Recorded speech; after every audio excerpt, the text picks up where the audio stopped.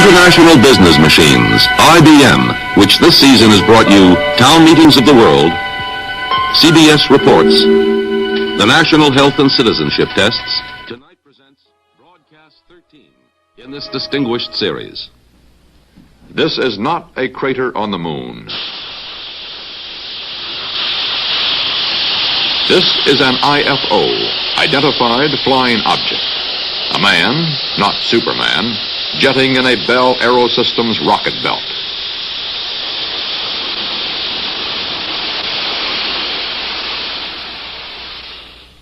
This is a UFO, Unidentified Flying Object, popularly called a flying saucer.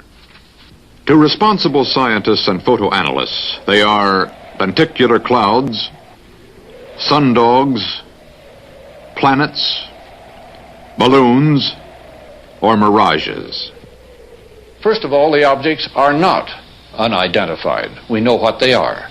Second, in many cases, in most cases, they're not flying. And finally, in many cases, they are not even material objects. A real flying saucer looks like this, an Avrocar manufactured in Canada, being test-flown in 1961. Or like this free-flying air-cushioned vehicle being flown by its inventor, Professor Paul Moeller, in 1965. But UFO sightings persist, and skeptics often become confirmed believers. I've slowly come to the conclusion that there are such things as interplanetary spaceships. I'll have to stick my neck out and say that because I believe it at long last. Psychiatrists often call these reported UFO sightings illusions, hallucinations, self-delusions. I'm not saying that there aren't things in the sky that we don't know about. What I am saying is that when there's anything that one doesn't know about, then the mind fills it with a great mass of fantasy. And that most of what we're dealing with in these reports is almost certainly fantasy. Fact or fiction, myth, menace, or marsh gas. This is an age when scientific and technological developments are rapidly making yesterday's fiction fact. How much do we know? And how we know what we know is what tonight's CBS Reports is all about.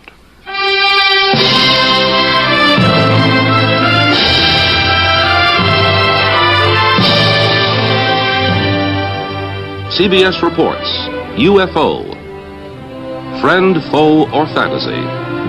Reported by CBS News correspondent Walter Cronkite. Good evening.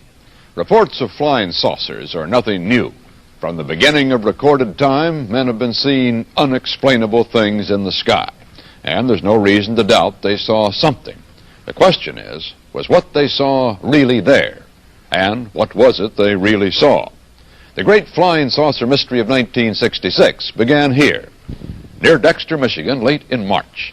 And before the month was out, flying saucers were being reported from New Jersey to California, from Colorado to Long Island, from Ohio to Georgia.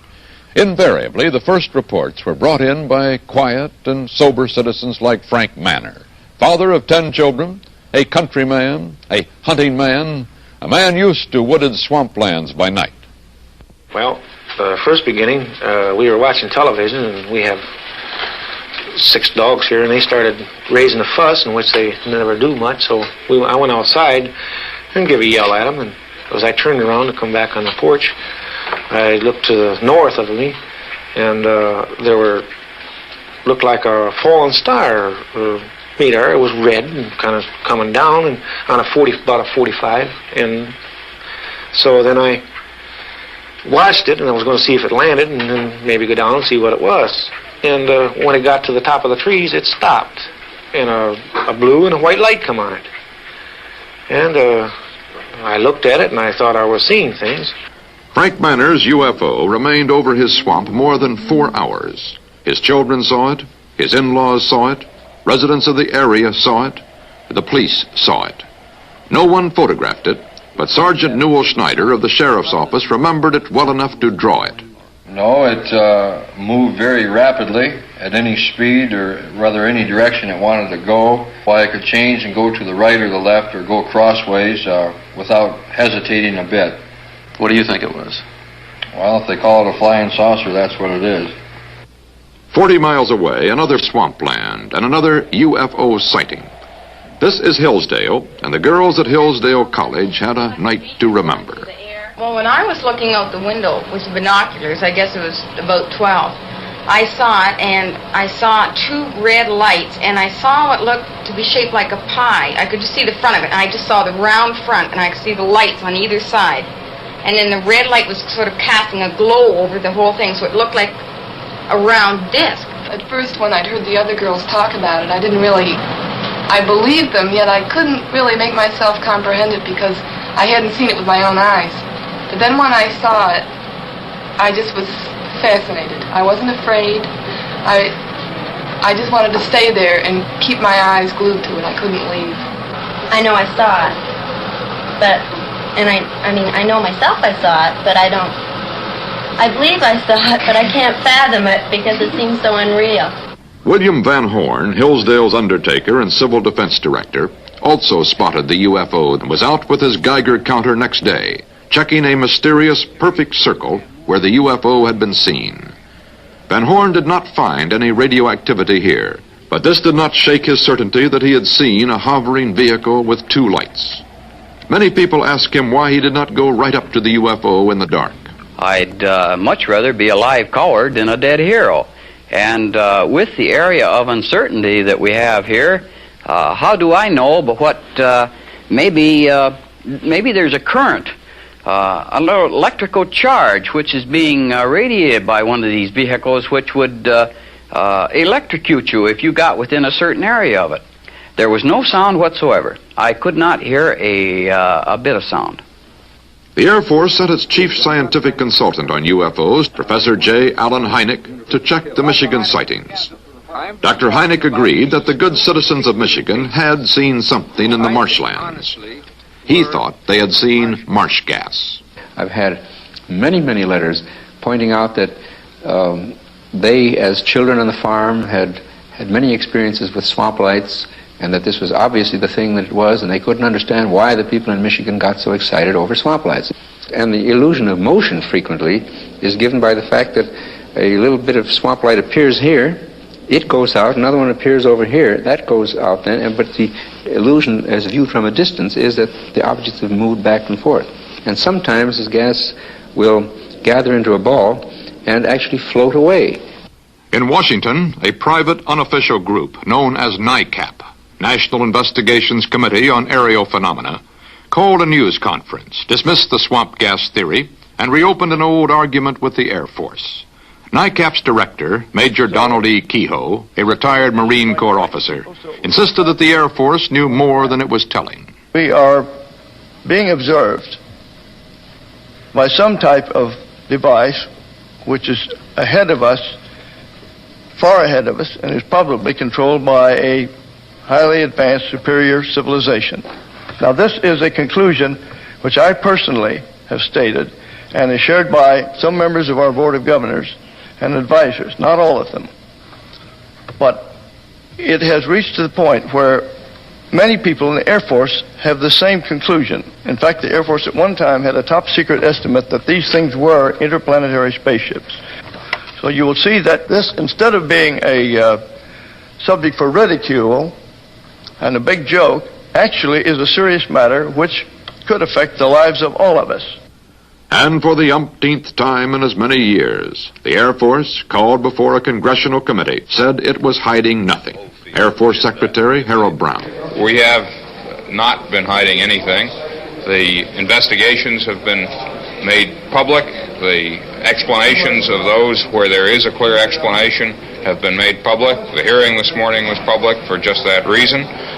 In those cases where for lack of data or lack of a convincing hypothesis, the sighting has been kept in the unidentified category, we've been perfectly willing to say that too. But if the Air Force had nothing to hide, Frank Manor, the Michigan farmer who had brought in the first report, was caught in the middle. He was mad. Well, you can look at here. Look, beer bottles thrown. Look at my windshield. What would you think if somebody was throwing beer bottles at your house, standing out in the middle of the road screaming, you nut, you're fanatic, and all that? What would you think? Are you sorry now that you did tell people what you saw? Yes, I am. I'm sorry because not that it's not the truth, but it's just the idea, the reaction of the people. They think you're a nut. Tell you the truth, that's just what they figure you are. And I'm not going to take it no more. I don't want nobody down in here. I just leave me alone. And if the thing lands right there by that pump, I'd never say a word. Then he got out and talked to me. I wouldn't tell nobody. That's just the way I feel. I'm bitter and disgusted in the whole matter. And if people's going to act like that, I hope one lands right in Ann Arbor, right in the middle of Detroit. If flying saucers had become a painfully closed subject to Frank Manor, they nevertheless remained an intriguing open subject to millions of his countrymen. UFOs had been popularized here and abroad for almost 20 years, ever since a pilot named Kenneth Arnold reported seeing some discs and said they looked to him the way saucers would if you skimmed them across water.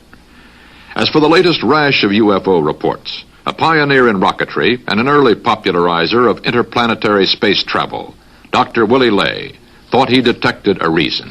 Well, it is very typical that it is a rash, because if you get one report, you get a clutch of other reports following it. It feeds on itself, and the main problem there is that the term flying saucer, or to go official about it, UFO, has produced a label. In the past, if somebody saw a streak of light in the sky, which he couldn't understand and which didn't interest him very much, well, he might have told his wife that he saw a streak of light. Most likely he didn't. But now that he has a label to put to it, he comes home and tells his wife, his children, his neighbors, the policeman on duty, and a few other people that he saw a flying saucer. In the days to come, many more people will cite many more flying saucers. To some, these UFOs will be miracles. To others, real but unexplainable. To most scientists, natural phenomena. Some people will be fooled. Others will try to fool the rest. But a few will be expert observers, and their sightings will keep the controversy churning over whether vehicles from outer space are possible and whether indeed these vehicles already have arrived here. We turn to that part of the UFO story in a moment.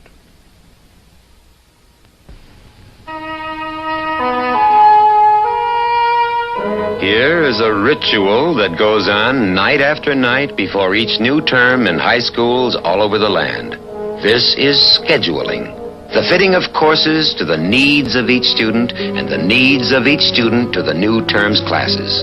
These teachers and counselors are searching by trial and error for a schedule that works, trying out students and classes in combination after combination.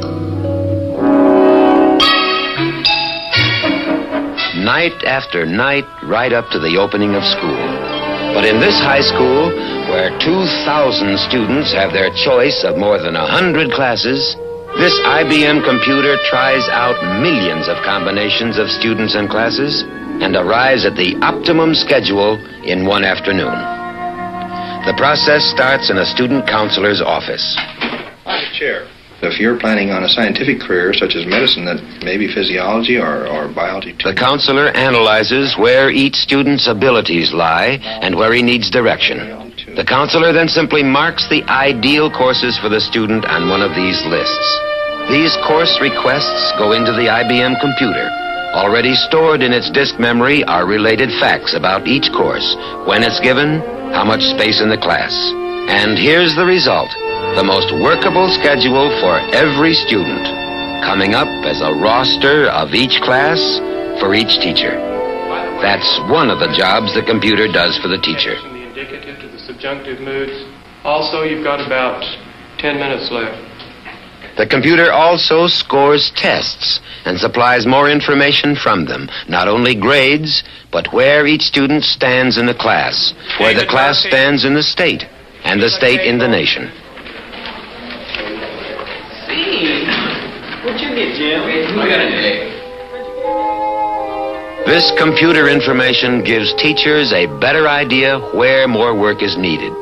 The computer also stores grades from the teacher, plus comments on each student. All this information is processed and served back as reports for parents. And as a complete record for counselors on which to base more accurate guidance. with your 40th percentile score number. The IBM Secondary School Computer System, giving our teachers a better opportunity to know and help each and every individual student.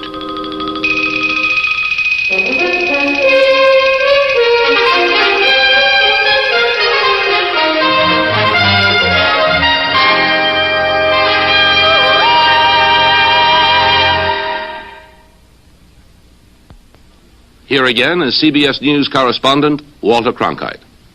There are more things in heaven and earth, says Shakespeare's Hamlet, than are dreamt of in your philosophy.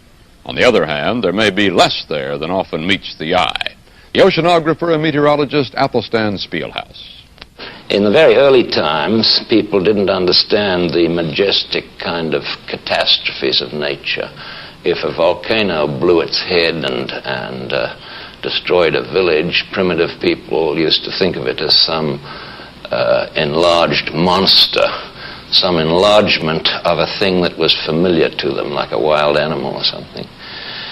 In other words, they interpreted this ununderstandable, rather fearsome thing in terms of their present knowledge, primitive as it was. From there you get into medieval times with a sort of resurgence of mysticism and religious fervor.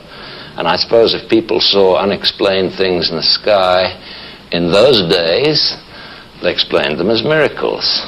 Well, then you get to today, and we're on the brink of interplanetary travel, and so we begin to see things in the sky again that we can't understand or can't explain immediately. So we explain them again with this sort of colossal egotism of man at his present time. We explain them in terms of our latest ability, namely on the brink of space travel, these must be spaceships. But then only a few years ago, this would have been called an optical illusion, or it might have been called a miracle. But a man being powered through the air without benefit of plane or balloon is today a reality. Tomorrow, he may even be a traffic problem. There are jets that can rise straight up and then hover, like this British Hawker P-1127. The French also have experimented in this field. This is the Balzac, not a UFO. The Germans also are doing it. This is the EWR. Here it comes in for a landing. EWR, not UFO. The American XV-5A, built by Ryan, not only flies straight up and down, it also flies sideways and backwards.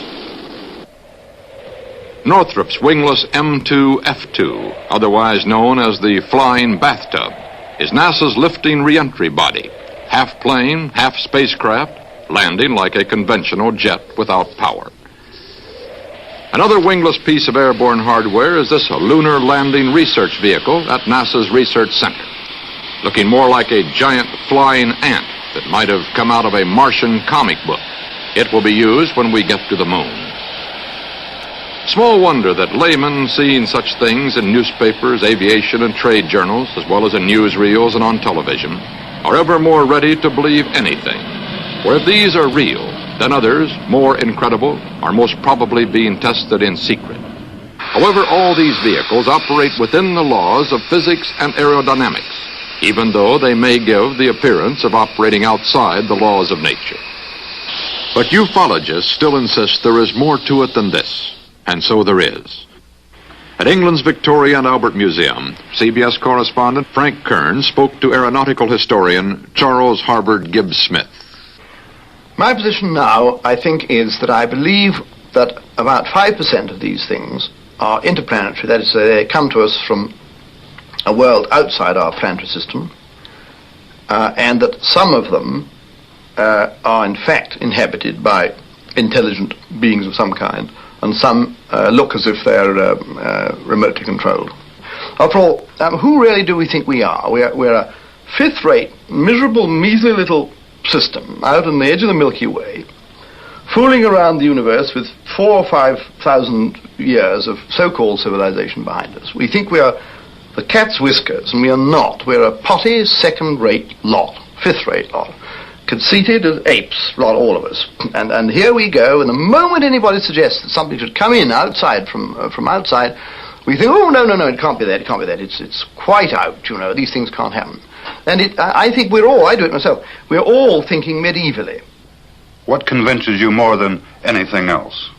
The evidence of the men that have seen them, and primarily the behavior and descriptions of the objects themselves, which do not fit really any other explanation. And the Oldfield sighting, this thing which will become very famous, where a couple who live in a cottage outside Manchester took their first airline journey, and they had aboard a little film, a little cine camera, and they take pictures down of the fields as a couple would the first time they've ever been in an aeroplane, and she takes what she thinks is an aeroplane coming up from behind them, and then it goes out of vision in about 12 seconds or thereabouts, and she goes on taking a few more bits of the distant clouds and puts it back. And when they get, what's this thing? I mean, it's inexplicable by any, unless it's a straight fake. And to fake an 8mm film in color wants a lot of equipment. And who on earth are this charming couple? What would they be doing, lending themselves to faking these things? It is nothing airborne we've ever seen. I mean, it is basically sausage shaped with 2 dorsal and 2 ventral fins. And as you look at this film, it turns away on its vertical axis from you and disappears out that way. Well, I mean, you can argue until you're blue in the face. What is it except something that is airborne by a force, probably electrogravitic force of some kind that we know nothing whatever about? It is nothing conventional, it is nothing unconventional aerodynamically. There's no single piece of earth-borne equipment of any kind that can look and behave like that. The Oldfields, indeed, had not faked anything, but the UFO in their film soon proved explainable. A few days later, an enterprising BBC cameraman took a similar camera, sat in the same seat, and filmed the same English countryside. The same UFO hovered into view, went through the same maneuvers, and disappeared into itself the same way. The UFO turned out to be the reflection of the tail section of the plane itself. The refraction of light in the Earth's atmosphere is capable of fooling both the human eye and the camera lens, and that thin, life-giving envelope of atmosphere sets apart the spaceship Earth from its sister planets as it spins about the sun at 66,000 miles per hour. One of the problems connected with man's flight through this environment derives from the law of physics governing objects moving at high speeds through the ocean of air. Aircraft moving at high speeds pierce the air compressed before the plane's wing. A shock wave results. It's become known as a sonic boom. And even today's comparatively slow-flying military jets alarm some citizens and run up bills for the Defense Department each year from the effect of these shock waves on populated areas.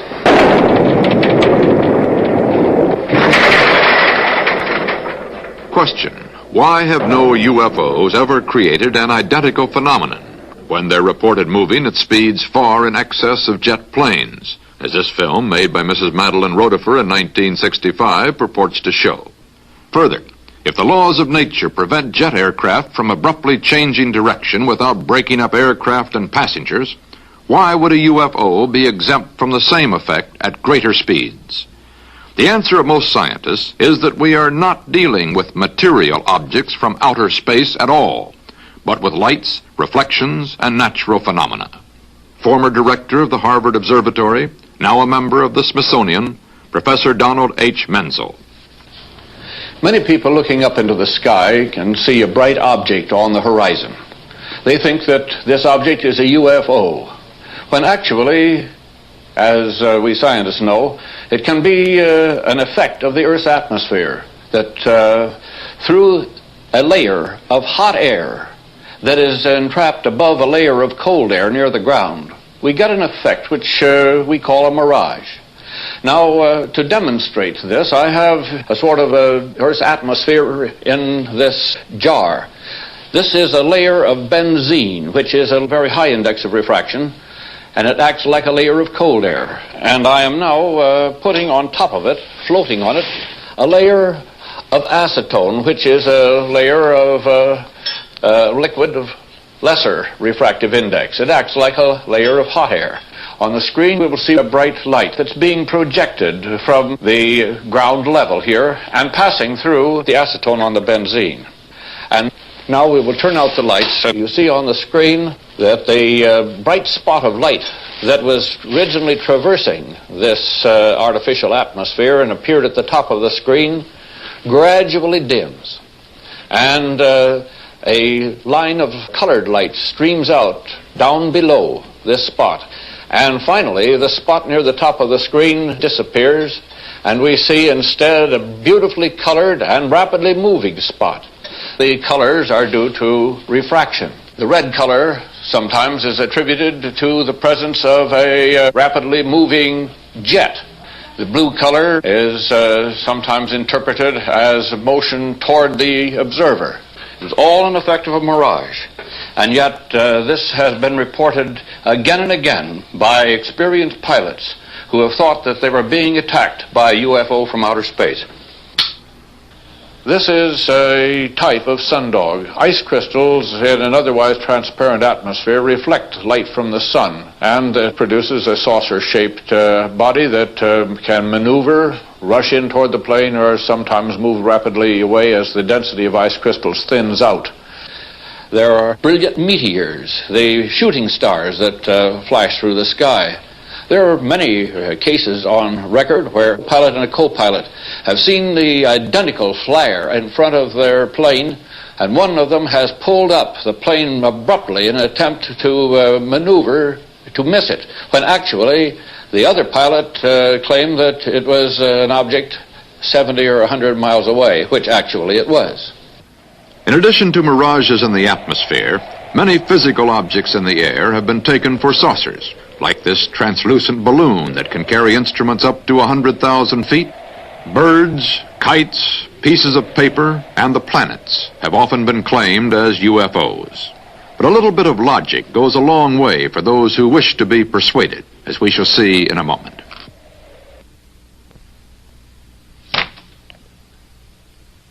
This man used to spend hours writing medical findings in longhand, but the new IBM 224 dictating unit cured him of writer's cramp. This man used to trust countless details to memory, but the new IBM 224 never forgets anything. This woman used to take notes while checking her merchandise. But the new IBM 224 takes stock of things quickly and easily. At only 28 ounces, this new IBM dictating unit is so small and so compact that you can use it anywhere you think. At home, on trips and conferences, and of course behind your desk. Whatever you do, the new IBM 224 can help you do it better. Here again is CBS Reports UFO. Friend, foe, or fantasy. Saucer fans are often devoted readers of science fiction. Much of it is written by highly respected scientists. On an even more popular level, the comic book adventures of Flash Gordon confirm saucer buffs in the plausibility of their beliefs. But all is not peaceful on the planet Earth, because the saucer addicts are divided into cults, groups, and sects that range from the skeptical sighters who hope there is a logical answer to the true believers who feel sure the answer is being covered up by the military establishment. Perhaps the farthest out group is made up of the contactees. They have met, talked to, or even ridden with visitors from outer space. Here at Giant Rock in California's high desert country, one of the pioneer contactees, George Van Tassel, talked to CBS News correspondent Bill Stout. We're riding on an electrostatic magnetic ship right now on the Earth, doing 66,000 miles an hour right now in an orbit around the sun, and we're all astronauts in that respect. Have you ever gone up close enough to touch one to see what was inside? Bill, in August the 24th of 1953, I went aboard one for about 20 minutes. What was it like? What happened? Well, the interior walls were what looked like mother of pearl plastic, like we put on toilet seats and for decoration. The light inside seemed to come from everywhere. The instrument panel wasn't like anything I'd ever seen before, and all of my years since 1927 in the air game. And they had a compartment in the wall which both cleans and deodorizes their clothes by some light process, which required no water, soap, or detergents, or a washing machine. Giant Rock, for the last 10 years, has been the Plymouth Rock of the saucer age. Saucer conventions were meeting here as far back as the pre-astronaut era of black and white television. But the contactees' storyline was the same, then as now. Howard, would you tell us in your own words about your trip to Venus, how it started? Well, as I say, it started first with a very decided tingling all over my body. This tingling finally extended to the mind area, and there was a clarification of mind, such as, it's hard to believe. I seem to become one with the entire universe. In the Valhalla of interplanetary contactees, the late George Adamski is regarded by his followers as something of a Christopher Columbus among outer space voyagers. And you talked to him, you asked him? I have, more or less on gestures and mental telepathy, as it is known, thought transfer. He does not speak. I mean, they he didn't at the time, but I have met him since, and he does speak very well English as well as any other language. George Adamski was successful in attracting many disciples with film like this. He called it a spaceship from Venus. His critics call it a crude hoax. This film was obtained from one of Adamski's disciples, Mrs. Madeline Rotifer, who has made her own UFO film and who credits Adamski with an assist in her first contact with Venusians. Some of them have even been to our home. And the day that the one came into the yard, which I filmed on the camera, there were 3 inside the ship.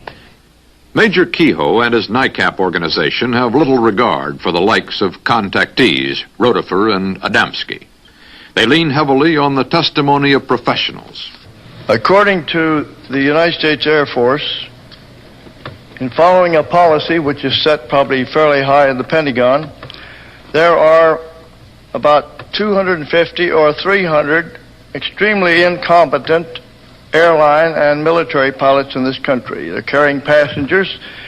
They fly across the oceans, and they seem to be quite safe. The airlines let them continue to fly, even though they have reported UFOs. Now, this is not an attack on the Air Force spokesman or the project spokesman. They are simply following orders to explain away all UFO sightings as quickly as possible when they become public and deny that UFOs really exist. The official Air Force reply has long been that there is no cover-up and there are no flying saucers from outer space. The Air Force position was detailed in this book by Lieutenant Colonel Lawrence Tacker, who for many years was connected with the UFO project. We're kind of in the position of the man who's asked, have you stopped beating your wife? This has been going on for 19 years. The charges are absolutely untrue. You could characterize them as being senseless and vicious. Our critics continually charge that the United States Air Force is withholding information from the general public on this subject. This is absolutely untrue. We are not hiding anything. We have nothing to hide. There is nothing in Air Force files, in either the classified files or the unclassified files, that come to a conclusion that spaceships have visited the Earth. The Air Force Investigative Unit is known as Project Blue Book. UFO reports, hoax or serious sightings, wind up here at Wright-Patterson Airfield in Dayton, Ohio. It has studied over 10,000 UFO sightings and found explanations for most of them.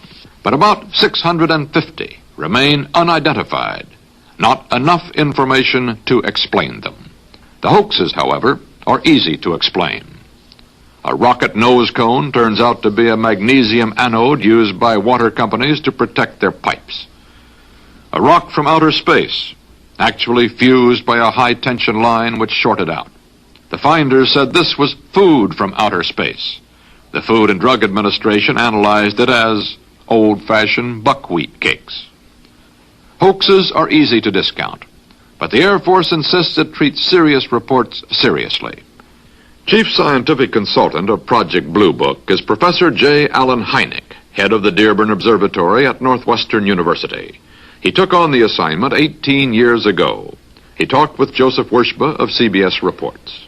Is it in the realm of possibility that there are spaceships someplace in this universe? Well, if you put it in the word, use the word possibility and not probability, then I would have to say, I think as any scientist would have to say, it is certainly possible, yes. But I think we must always distinguish between the two terms possible and probable. A thing may be scientifically possible, but the probability of its occurring may be extremely small, you see. To this time, there is no proof that I would consider valid scientific proof that we have been visited by spaceships.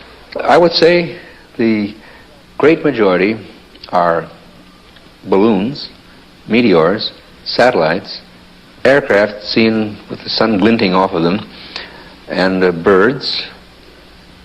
And then you get into a host of minor things.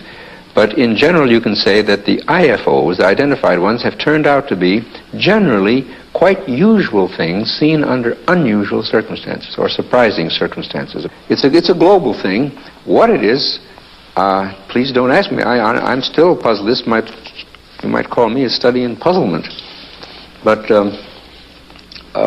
that among the tremendous noise or static or crud or whatever you want to call it of tremendous number of unreliable reports that are easily explained, there is this residue of most interesting cases that intrigue me in the same way that a good mystery story intrigues me, and I'd like to get the solution.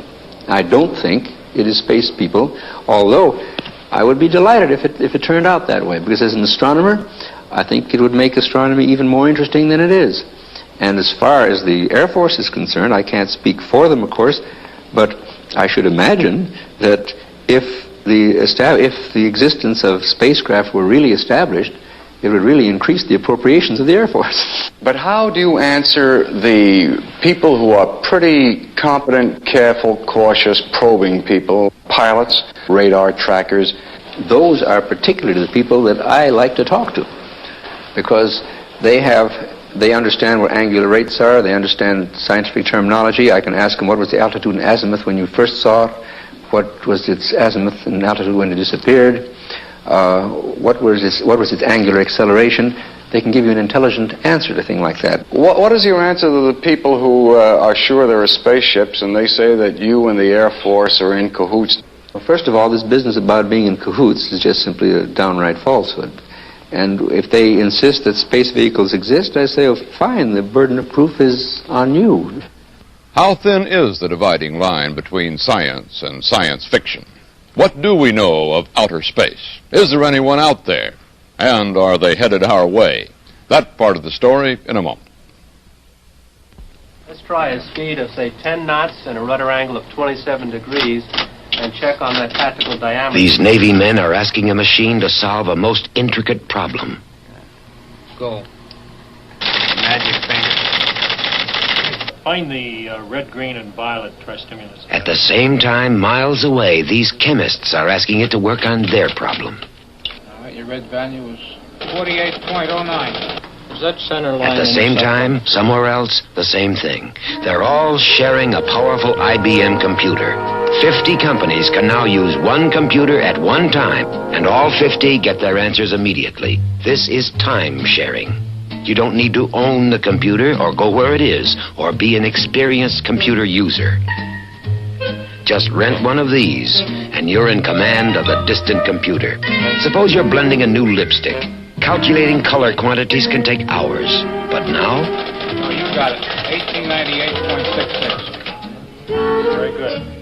Or you want to know how large a rudder is needed to maneuver a ship before building it. Analyzing the data collected from this Navy scale model takes days to do by hand. But now you can swing around, type in the data, and have the answer back in seconds. Your question goes out over ordinary telephone line into the central computer, along with the questions of anyone else who has a problem at that very moment. The computer is so incredibly fast that answers are flashed back almost before the fingers leave the keys. With this time-sharing system, an IBM computer is now available to anyone, anywhere.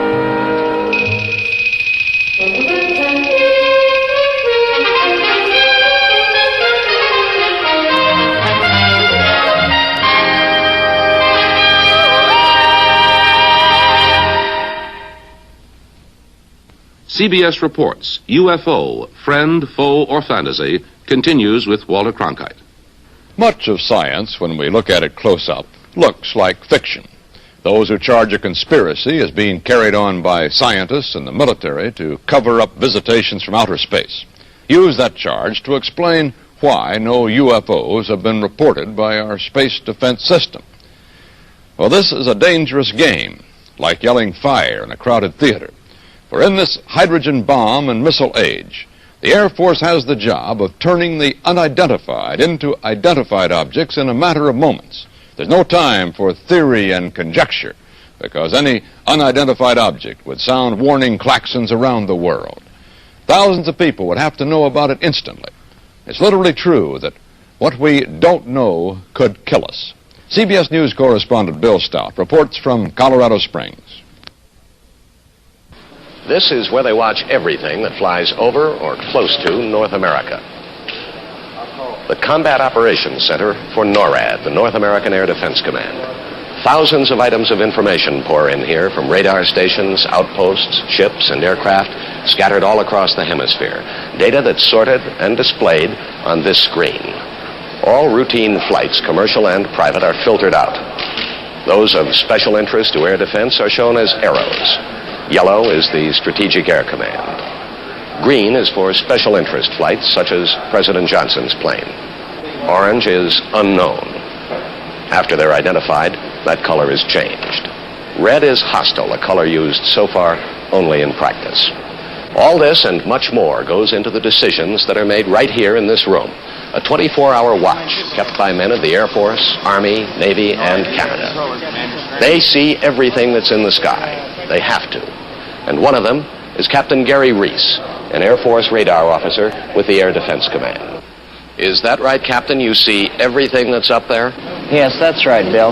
With the characteristics of our present radar system, any object which has reflective surfaces and which stays within our radar coverage, which is virtually every square foot of the United States, will be painted on our radar screens. But how good are you, Captain? How large an object can you see? If it is reflective, and let's say larger than a watermelon as a crude example, and within our radar coverage, we should paint it. You talk about the reflective properties of an object in the sky. Is it possible, Captain, that there are things up there made of material your radar will not pick up? So far as we know, all flying objects are composed of materials which are aerodynamic and which do have a reflective surface upon which radar waves can be bounced. It's possible that there are other types of material, however, I doubt it. Has there ever been a report of a flying saucer, Captain, that was translated into hard information right here, a plot on the board in this room? I don't think so, Bill, for the reason that these sightings have never been substantiated and could not be translated into hard radar return figures. There have been sightings then, but they turned out to be other things, airplanes or balloons. But never a saucer. You see everything up to roughly 100,000 feet? Yes, that's right, up to approximately 100,000 feet, at which point the space tracking network takes over. The Space Tracking Network, also in Colorado Springs, is charged with tracking and logging every object that moves in space around the Earth, from 100,000 feet to 2,000 miles. Bill Stout asked Major Albert Morse just how good the surveillance is. As an example of some of our precision, we have here a photo of an object re-entering the Earth's atmosphere. Through our programs, we were able to predict a precise time that this was going to happen and notified a particular agency who then went out with a camera and was able to obtain this photograph. What altitude? This is just entering the Earth's atmosphere somewhere around 400,000 feet. In keeping track on this board, you follow not only ours, but Russian, Canadian, French? Yes, sir. Everything that has been launched so far. Could there be objects in the heavens that you cannot see? Yes, sir, there possibly could be. However, if they do have a reflectivity to a radar and obey the physical properties, these can be tracked by our system. How far out can you see, and how small an object could you see? Well, our general limits are a 1 square meter target at approximately 2,000 nautical miles. If radar has not picked up any UFOs, what then of the argument that they are not made of earthly material sensitive to radar reflections? Well, most saucer sightings report bright lights, which should be picked up by cameras and light-sensitive film. The Smithsonian Astrophysical Observatory has a network of 16 automatic camera stations in the Midwestern United States that covers approximately 300,000 square miles of sky. We asked Dr. Robert McCroskey, director of SAO's Prairie Meteorite Network, to show us how it works. So this is a 1/6 model. The actual building is 6 feet by 6 feet. It has in it 4 cameras which peer through the windows in the roof. And these are aerial mapping cameras. They have 45 degrees from center to corner. Between the 4 cameras, they cover essentially the entire sky above 10 degrees elevation. The station is operated automatically. It is turned on at nightfall by these light sensors and turned off again shortly before dawn. And during this time, it photographs continuously. The cameras hold about 6 weeks supply of film. It's recovered each week and returned to us. The exposed portion is returned each week to us. We have a photograph here of an extremely bright object that occurred last November. You see the meteor stretched along a straight line. It is broken every 20th of a second by a shutter. The shutter breaks permit us to determine the velocity and then the orbit of the body. In the past 15 months, working during the nighttime, during clear nights, we have not photographed anything with cameras that cover essentially the entire sky that we did not understand. Dr. McCroskey, does the Smithsonian have other networks that feed information into the whole system? Yes, we have the satellite tracking network, which is 12 stations about the world. At each of these stations we have a large specialized camera for tracking satellites. This is a model of one of them here. In size, it's about 10 feet high. The aperture is 20 inches. It's f.8. This camera is built so that it is possible for it to track along the trajectory of a satellite and can, in fact, photograph a 6-inch shiny sphere at the distance of the moon. At the distance of the moon? Yes. Could you show me a picture of something that's come from that kind of camera? Yes, not a meteor photograph, but one of a satellite, in fact, 2 satellites. This is the Gemini rendezvous, when the 2 Gemini capsules were within about 3 miles of each other. But in all of the pictures that you've ever seen also from this type of device, again, nothing has ever shown up in any of them that somebody would call an unidentified flying object. It's not that we would call an unidentified flying object, no. Since there are no bogies on radar that can remain unknown for long, and there is no photographic evidence, let's go farther out. The expanding knowledge of what lies beyond our planet has made it respectable to speculate about the possibility of life elsewhere. But that knowledge also makes it more difficult to conceive of interstellar space vehicles. Instrumented space probes like Mariner, flying by Venus and taking pictures of the surface of Mars. Radar signals from Earth bounced off planetary surfaces and monitored on giant antennae like these have thus far tended to confirm that if there is life there at all, it is in elementary form, not the sort to construct UFOs for exploration of Earth. As for what lies beyond our planetary system, it's well to remember that our sun is a tiny star placed near the edge of our galaxy, the Milky Way. Each of these nebulae are composed of millions of suns which might have their own planetary systems where life at various stages of development might exist. But the nearest star, like our sun, is Proxima Centauri. It is 1,000,000 times farther away from Earth than the nearest planet.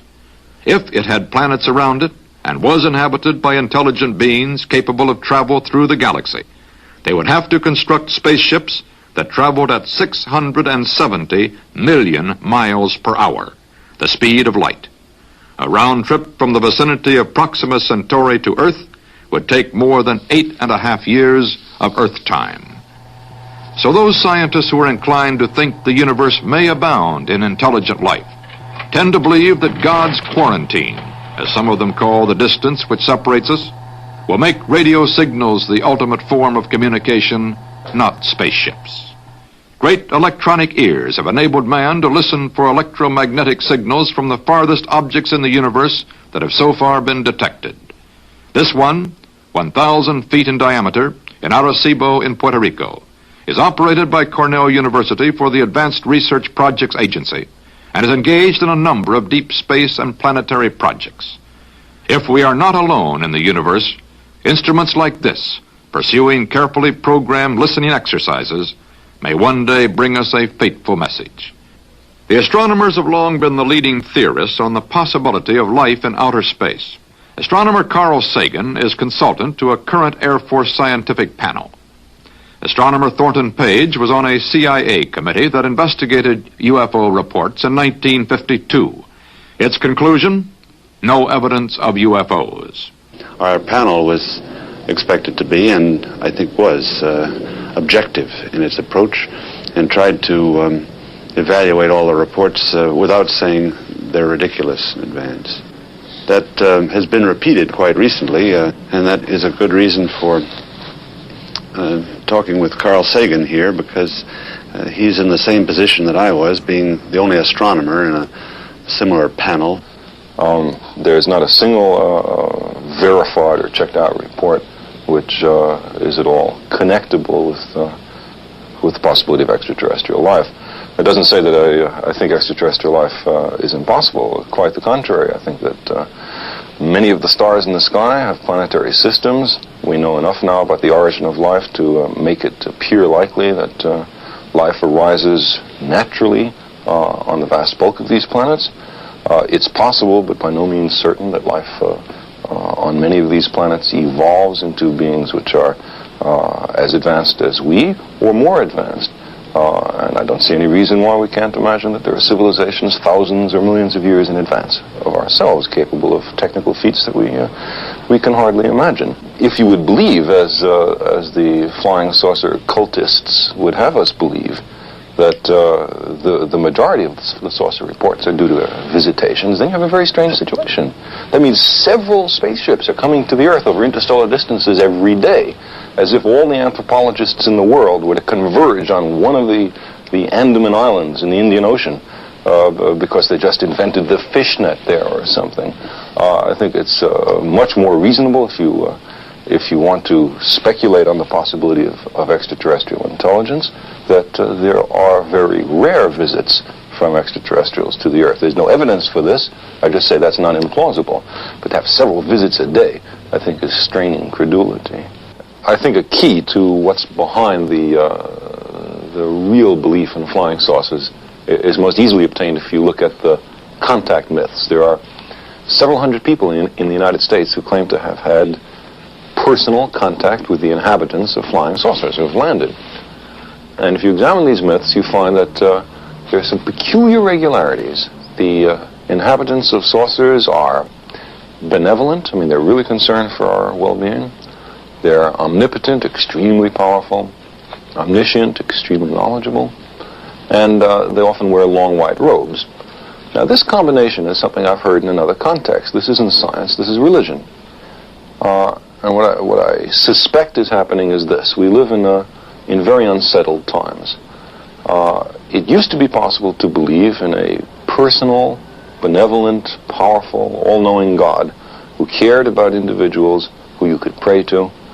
But now, there's very few people who really believe that, I think. science, for good or for ill, has destroyed a lot of the traditional theologies. And yet people have the same needs to believe that they always did, perhaps more so because of the times we live in. Well, the flying saucer myths are a really clever compromise. It's a way of having beings that come from the sky, that are worried about us, that are powerful, that are going to step in and prevent us from destroying ourselves, as we very well might, and yet have it in the cloak of science, so that no one can say nonsense that doesn't match science. It's all very pseudo-scientific. I would think that that at least for the contact myths, and probably for a lot of the events of people who just see things they don't understand flying overhead, that what's involved psychology and theology, and not so much the physical sciences. So, as we have seen, scientists think the evidence is mounting that life in some form exists elsewhere in the universe. But almost unanimously, they find no evidence that anything out there has come here. One thing is clear. You could not keep a spaceship a secret. Too many professionals with too many powerful instruments are probing the skies these days. And too many journalists could not be restrained from trumpeting one of the greatest news stories of all time. It also seems clear that since the security of our world is involved in converting all UFOs immediately into IFOs, perhaps these phenomena are properly the responsibility of scientists and the military, with periodic reports to the public on what they have found, if anything. The rest of us can emulate the scientists by keeping an open mind, since yesterday's fantasy sometimes turns into tomorrow's reality. But we might remember, too, that while fantasy improves science fiction, science is more often served by facts. This is Walter Cronkite for CBS Reports. Good night. CBS Reports, UFO, Friend, Foe, or Fantasy, has been brought to you by International Business Machines, IBM.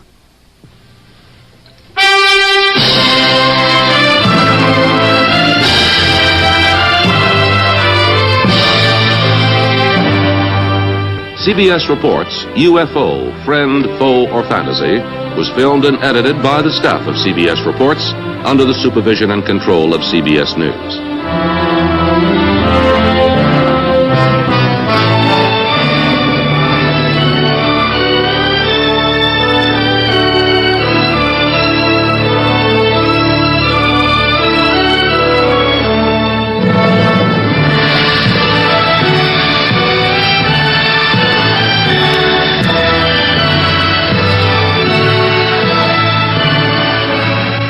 Telescopic film of the galaxies, courtesy of California Institute of Technology and Carnegie Institution of Washington, D.C.